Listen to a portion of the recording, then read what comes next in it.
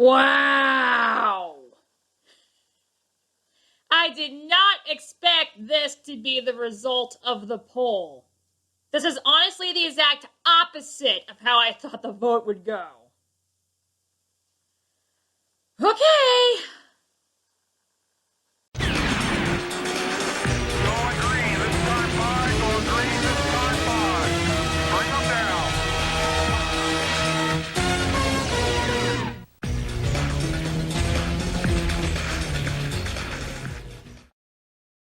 Greetings, YouTubian buddies. This is Ultimate23Dragon, and okay.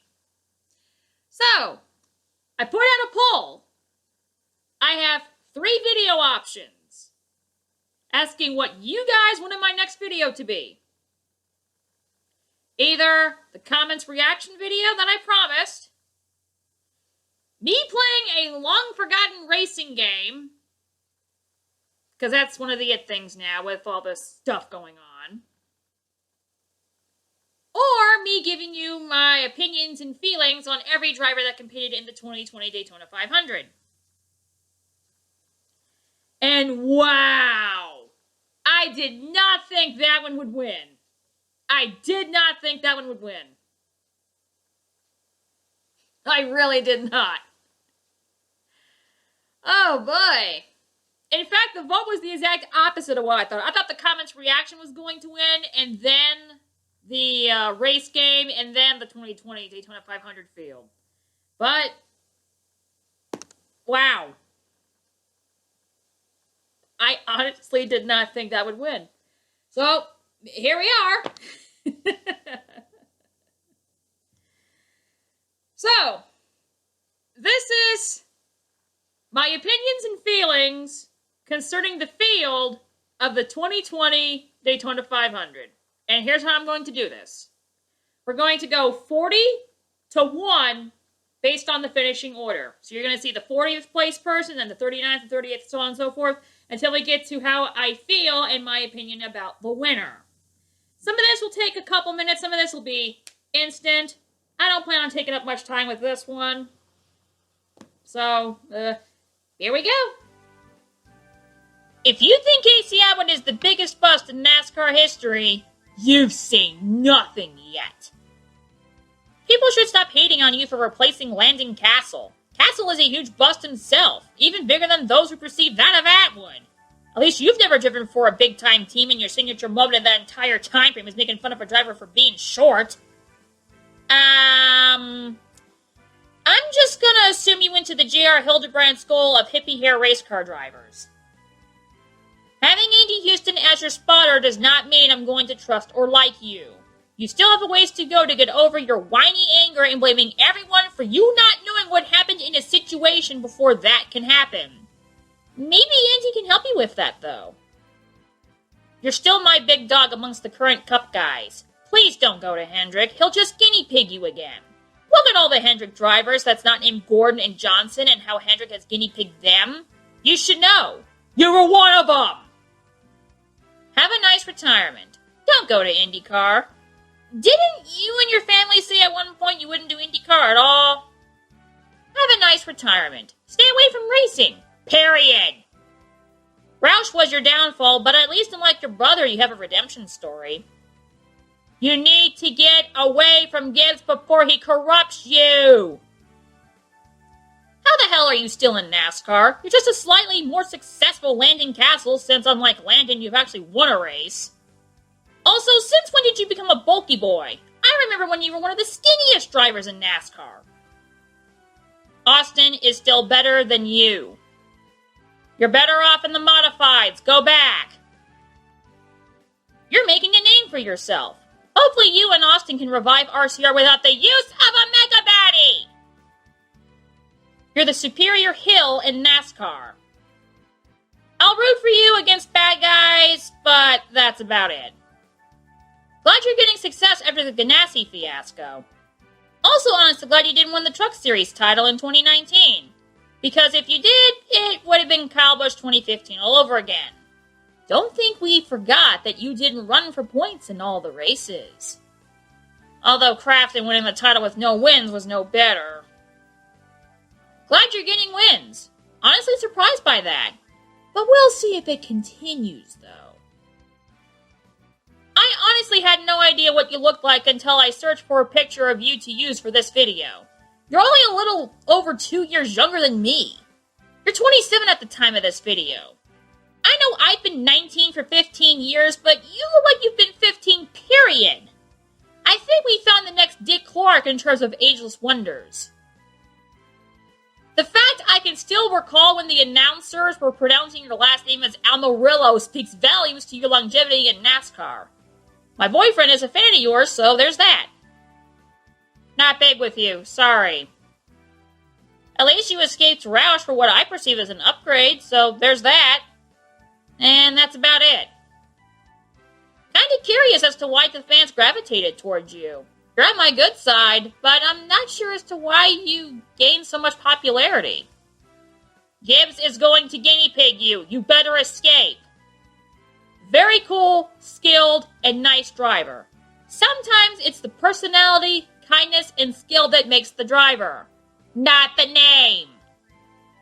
I'm just gonna say you joined BJ McLeod at the J.R. Hildebrand School of Hippie Hair Race Car Drivers and call it a day. Dear idiots who think race car drivers don't have personalities. Take a look at this guy right here. Also, hope you're doing okay, Bubba. We're here for you if you need us. Your signature moment was in 2008. That's all you're ever going to be known for. Besides, you don't want to be known as the big guy who lost a fight you started to the much smaller Daniel Suarez in like one punch, right? This picture encapsulates your signature moment in NASCAR. At least it made up for the sham the previous year. I just don't get why people want to whine on you. You clearly get your own sponsors without the need of Pop-Pop. You have won races and championships. The number 3 was a Childress driver number before Dale Sr. ever came along. Eric Almirola caused that wreck in the Daytona 500. You won, not you. Last but not least, if they think that you're a whiner to the crew, they obviously have never heard a damn thing that Dickhead you replaced Kevin Harvick has ever said. Cool of you to help out your current team under these trying circumstances, but I don't think even your talent will be able to boost the team. That being said, get well soon, Matt Tift. You're better off in dirt cars, especially if that makes you happier. Oh boy! I'm just glad you're still with us, even though I'm not big with you. It's interesting how all of this at Daytona played out. Kinda reminds me of when Paul Menard spun you into Dave Blaney in Michigan in 2007. That was a scary moment. Then Denny Hamlin essentially turned Ryan Blaney into you with worse consequences.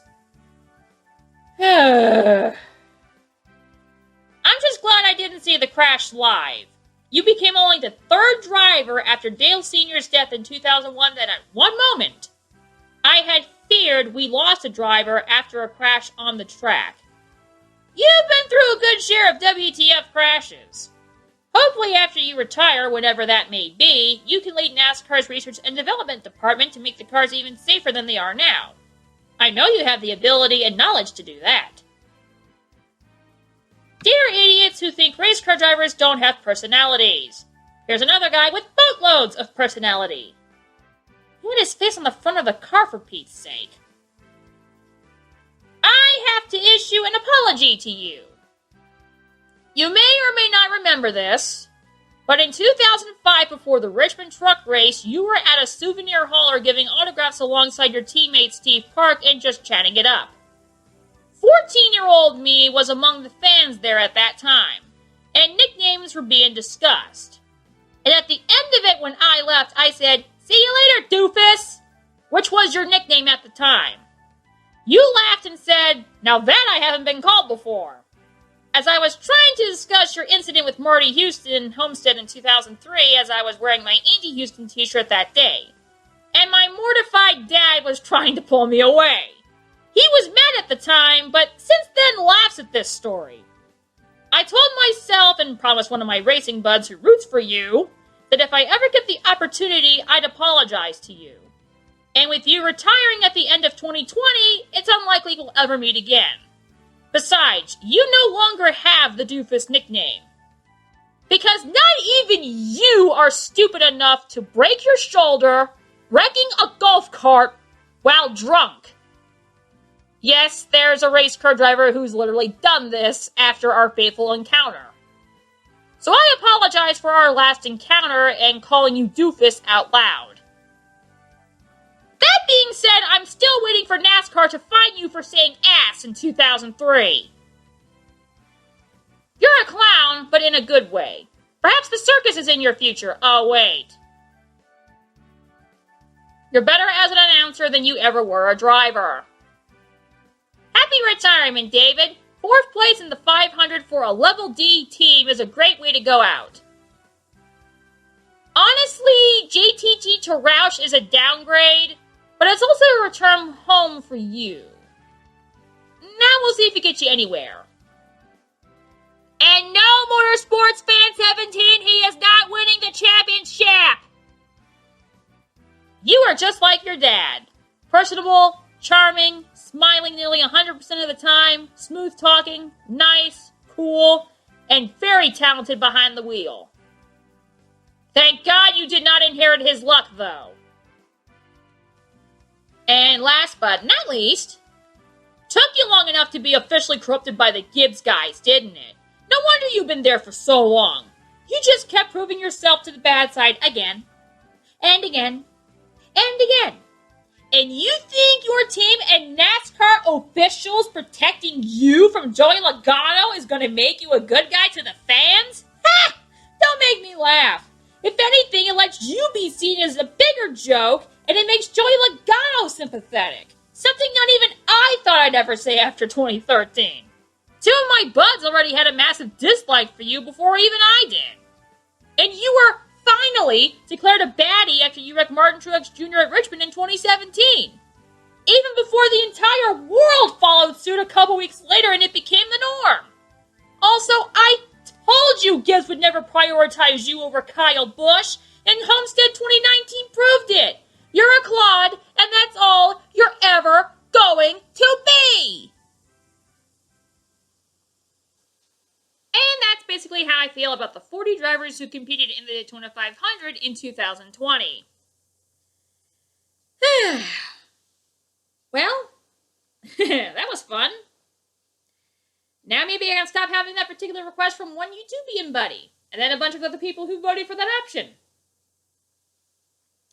So, next on the list is the Forgotten Racing game, so that will be my next video out.